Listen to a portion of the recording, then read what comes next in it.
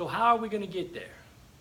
Well, I want you to focus on two different areas. One is the production, which is the goal itself. What are the goals? That's 10 out of 10, right? Quick concept for you as well right here. Every club in the district should have the goal of being President's Distinguished. I don't know if you heard me. Let me repeat that. Every club in the district should have the goal of being President's Distinguished. Did you hear me? I don't care if you got 5, 8 members right now, or if you got 28 members or 38 members. It doesn't matter. Your goal should be President's Distinguished 10 out of 10. That's the goal, okay? But now the productivity part is the actions you take to reach that goal. So what are the actions we're going to take? That's our Distinguished Club program, right? So we got to have, what, 2 CCs, and then we got to have 2 more CCs, and then we got to have COs. Now, let me pause for just a moment now. I'm not going to dig into pathways, so I don't want any judgment about the pathways program right now. If I'm remembering correct, we got 24 months, might be 22 by now, 22 months to get through and still finish off with the current system if we choose to. New folks are starting on pathways, so you guys can teach that part. But I'm still talking about the old methods, and that's what we're going to talk about tonight. So I'm giving these speeches. How do I get a CC? Well, that's 10 speeches. Okay, so we got to have speakers in the meeting so that we can get to the CC goals. People have got to be serving in leadership roles within the club to get to the leadership roles. Okay, you follow me here? Oh, we need what? 4 new members. Right, 8 total for the year gets you 2 check marks. More than likely, you're going to need more than just 8. But anyway, that gets you 2 check marks. Now you're 1, 2, 3, 4. You got 5. You know what? You're a distinguished club already. How about that stuff, huh? That's beautiful. So again, productivity is the actions that we're taking to reach our goals. So don't focus on the goal itself. Focus on the production. Focus on the activities. Focus on getting people to speak, getting people to serve in leadership roles, and showing them how they can fulfill these things inside the club environment. Next, where should we focus? I just gave you the answer. I didn't hear anything, but that's okay. You got to wake up. Wake up. Nobody fell asleep on me, I hope.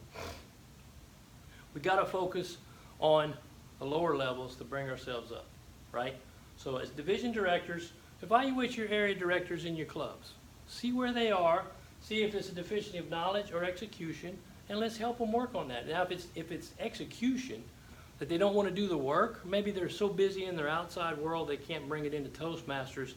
Find out what they can do, and you have to step in and fill the void. Okay? Or get some help from the outside. Nothing wrong with having an assistant area director, possibly.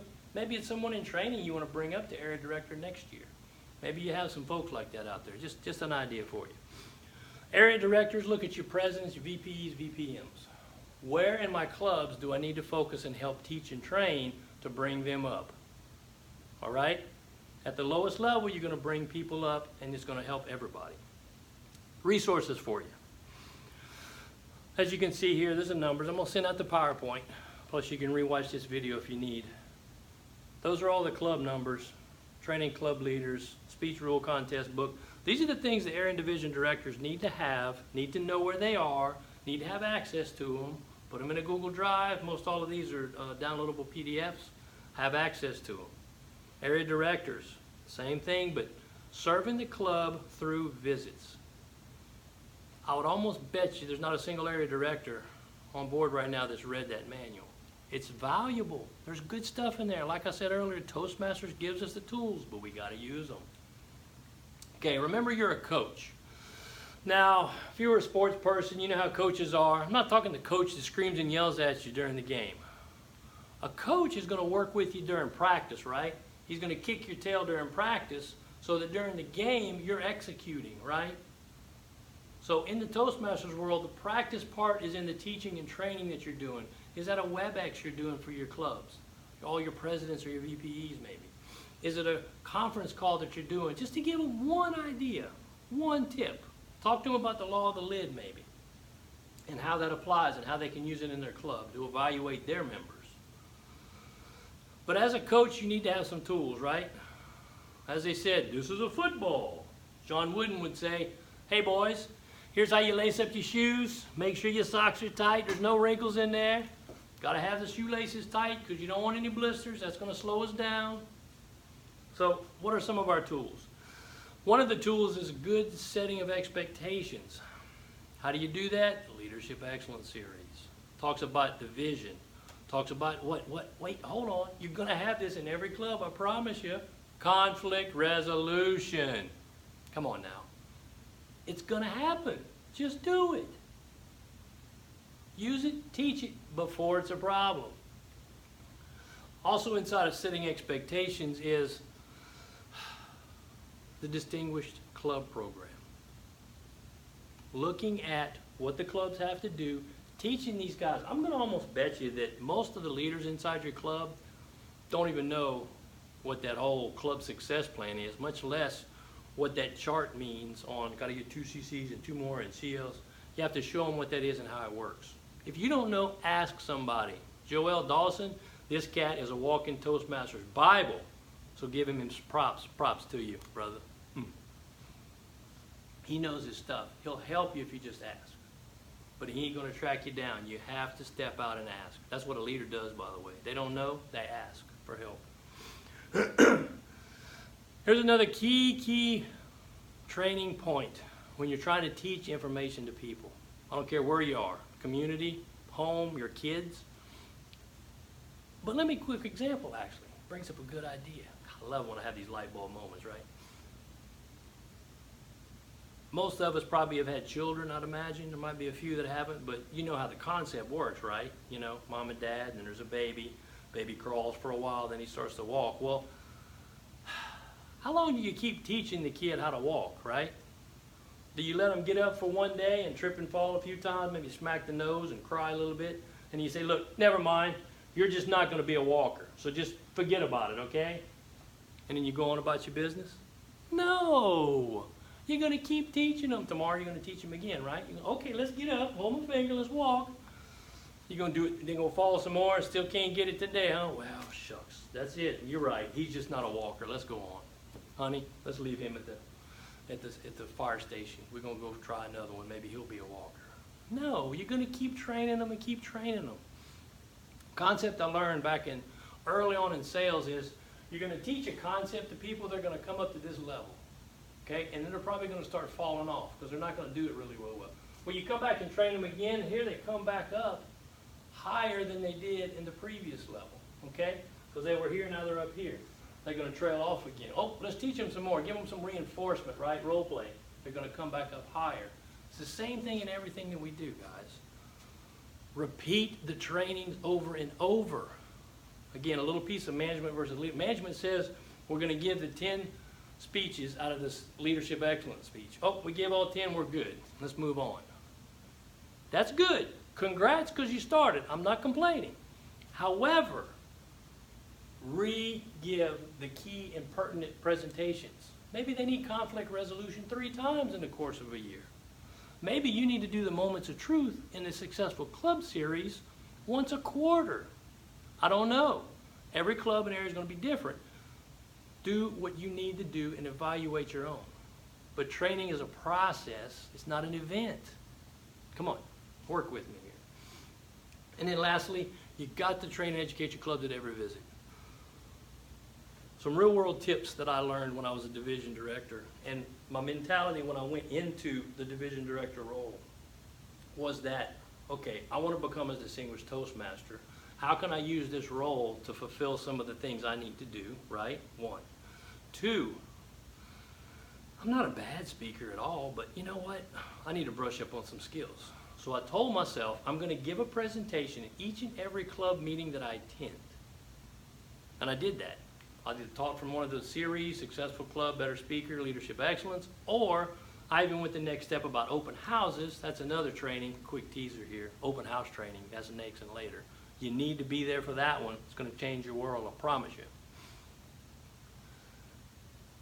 When I did the open house trainings, I was the keynote speaker. I gave the 10 to 12 minute speech talking about Toastmasters and why people should join. I developed that speech and I gave it over and over and over and over and over. And through that process, taught the clubs what to do. They got the people in the room. We got 3, 5, 7 new members at an open house. It works. Get people in the room, ask them to join. You had a good meeting, it's exciting, it's fun, and you fed them too, that's even a plus. You get people to join. It works, guys. But again, it's a process. You got to work through it and keep working on it. But again, I trained at every opportunity I had. Every club visit I went to, look, give me 10 minutes, I want to speak. And pick a topic that's relevant to them and that's helpful to them. That's what's important. All right, some more club resources. Successful Club series for all the DDs and ADs. Better speakers what the club can use to teach their members how to be better speakers, right? Again, not just once of the 10 speeches, redo some of them. Here's another quick tip for you. If you got somebody that's not real good with introductions, have them do the presentation about why introductions are important. They're going to learn something, and like ding, ding, ding, V8 moment there, maybe they'll get some learning for themselves out of that deal. And then you want to teach the roles in the club. This is another side point, but Joelle and I developed a video presentation model, and we can give you the link for it if you just reach out to us, to where they can go online and get educated on all the roles in the clubs, little quick short videos, 5 to 10 minutes. There's even, you got all the material in your club manuals, and Toastmasters has a ton online, but we did some quick videos with some specific tips that we have learned over time that might help them be better in those roles. So you got to help them. So Successful Club is for everybody. Better Speaker is mostly for the club, but anybody can teach that because everybody needs to be a better speaker, right? And then teaching the club roles is probably something to do within the club. But look, VPEs, 1 year when I was Vice President of Education, I personally trained on each and every role in the club. Now, not all the members are there every meeting, right? So I retrained on them. I talked about evaluations like 4 times in a given year. How to be a better grammarian and a general evaluator. Teach those things. Reading the book is great for some people who are the visual folks or the audio kind of folks. They can read and absorb, or kinesthetic, I'm sorry. Some people need to see it, and some people need to hear it, and it works better for them. So, let's talk about recognition. President's Distinguished Division. Do you know what that is? Well, it's achieved by looking at your clubs, evaluating where they are versus the ideal, and helping them to create a team that will help members achieve their goals,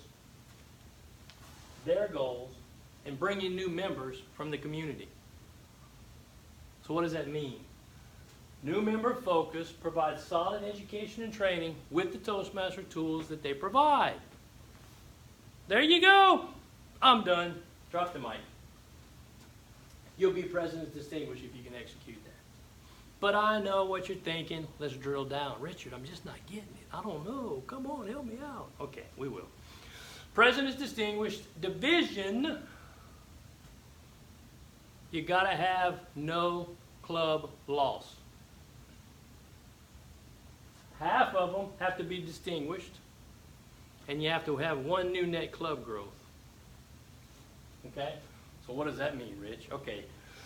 At the division level, if I'm starting with 15 clubs, 12 months from now, at the end of the year, June 30th of next year, 2019, I cannot have lost any clubs. I need to have 15 clubs still in the books. And I can check this one off. Boom. Second, half of those clubs, so that's 7.5 clubs. I don't know how a half club becomes distinguished, but anyway. So let's go 8. I like to round up. 8 clubs have to be distinguished or better. Okay?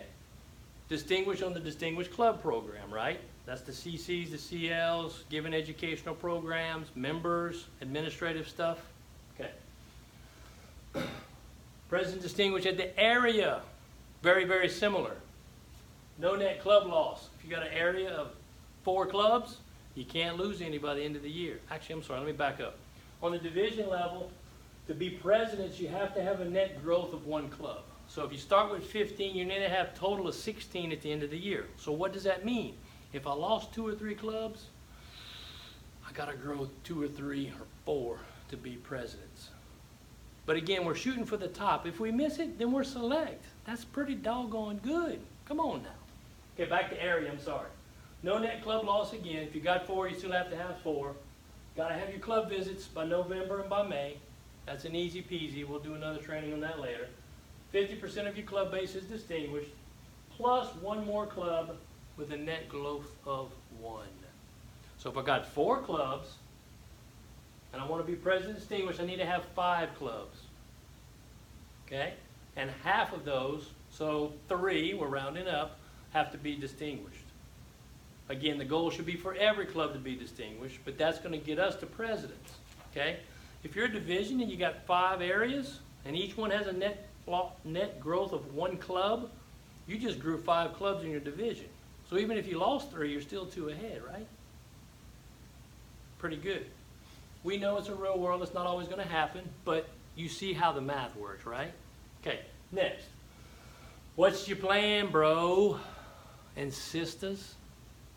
Brothers and sisters, what is your plan? You need to put something on paper if you haven't already. You need to figure out where are my weaknesses, where am I deficient, do the SWOT analysis if you like. But it's really simple. Where am I weak? Where do I need to jump in and really help? Or sometimes you may be honest and, you know what, I don't think this club's going to do it. Now, that doesn't mean you don't give them support, you don't include them in all your trainings. But if you go and give them the assistance and help they might need, but they're not putting in the effort, spend your time with the ones that's giving back to you, brother. I'm telling you, it's going to help you that way. To reach President Distinguished, you know, what's the plan to get there? Number 1, so look at where you're at and see what you can do. But also, here's another tip. Go back a year and look and see what those clubs did last year. So you know they can do it. We can show them and continue that path this year as well. What's the why? Paint the vision of Toastmasters. Another role of the area and division directors is every time you're at the club, you teach them the vision of what Toastmasters has to offer. Toastmasters is impacting the community, and if they're not, they need to be. That's why we need to be bringing members in. We need to be out there in the community talking about Toastmasters and how it helps. We help people become better speakers. And even if they come in and are not a better speaker, I promise you they're more self-confident because they've been talking up in front of the room and building that confidence level. They may still have the uhs and ums and stutters and blah, blah, blah. Heck, I don't even have good subject-verb agreement most of the time, but you know what? I'm still learning too. But what does that help them do when they go back into the community, into the home setting, into the work environment? I'm telling you, people get value out of this, but we got to go share the word. Come on now. How are we going to attract and help the community? That's what Toastmasters is about.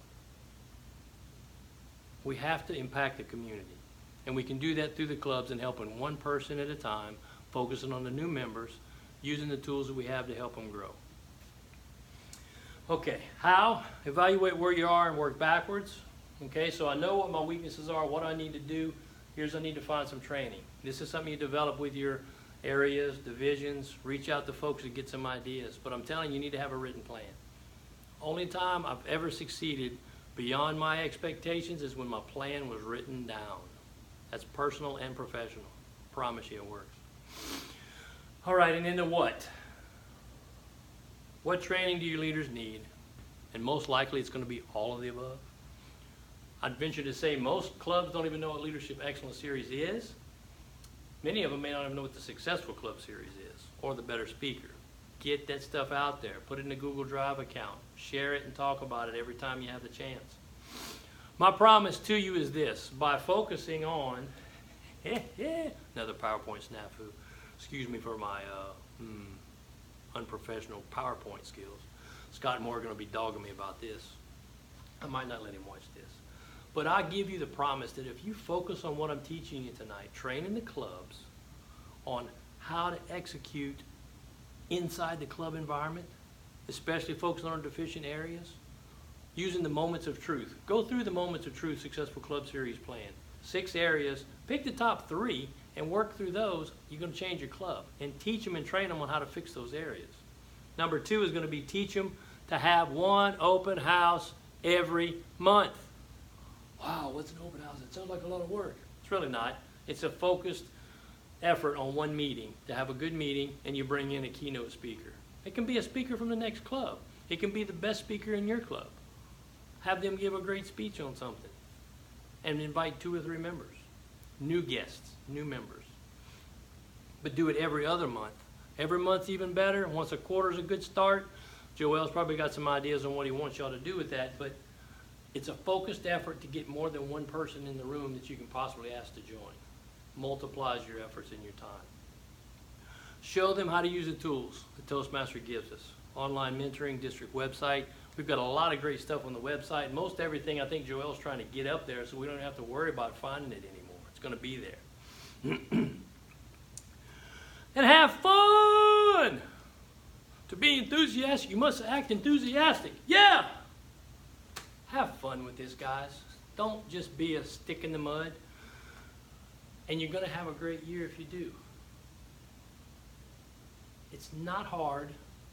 A little bit of effort in the right areas, and you're going to make a magnificent difference in your clubs, in your areas, in the divisions.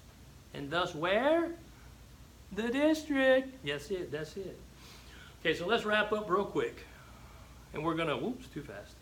Some homework for you. Work on your division area plans, which some of you may have already done because it's already, what, September now. You've had your TLI trainings. You've had some other trainings. I know Joel's talked to you probably at least 10 or 15 times by now. Love you, Joel. Think about the true leadership plays and how true leadership plays a part in our whole area, in all areas of our lives, in what we're doing every day. Because by executing a little bit of leadership in the club, and that habit begins to form, you're going to bring that everywhere you go, guys. Everywhere you go. And you're serving your clubs in the process. We're going to do a couple more trainings, and we're going to dig a little bit more into the other 2 leadership laws, because I talked about 3 earlier on. Those are the law of the picture and the law of process, and how this thing all works together. And I think you're going to get a lot out of those as well. And then we're going to dig in some practical to-dos to reach your President's Distinguished Goals. In the next video, I'm going to give you a few more things that I did when I was a division director. I talked about a few today: open house trainings, doing the keynote speeches, and speaking at every meeting I ever went to. But I think some other things I can share with you will help you shorten your learning curve if you get out there and execute it. All right? Last thing is some resources. This is what I talked about earlier. New member orientation, Evangeline, ToastmastersUniversity.usefedora.com. It's right there. Shoot me an email, which you see at the bottom, richardww@gmail. But then the next one was on leadership. The Wolf Speaks to Use Fedora. I did a lot of leadership trainings, the TLI trainings and stuff for the clubs, and I put them online so you have access to them if you like. They are a few years old, but I think the information is still timeless. It's not going to really change anything because everything we talked about then is the same right now. Hadn't changed any. Reach out to me via phone or text. I don't mind. We're here to help you guys. If I can't answer, leave me a message. I'll get back to you. Your success is our success. The Toastmasters family is just that. It's a family, and we want people to be successful. So I thank you for listening tonight. I appreciate the time you've invested in this, because it's important to get learned.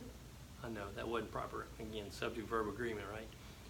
It's important to get trained and learn new skills as we progress. Now, some of you listening to this may know all of this stuff already. You may know a lot about leadership, but you don't know how it applies in the Toastmasters world, probably, because it's a different world. This is a volunteer organization. If you can get volunteers to do things, you're a very good leader, I can promise you. It's easy when I got a check I'm going to give them at the end of 2 weeks, and I can take their hours away. I got some leverage, right? I can headlock them with the money thing, right? But when they're volunteers, it's a little bit different. So let me get out of here. You guys have a great one, and we'll be talking again soon. Bye-bye.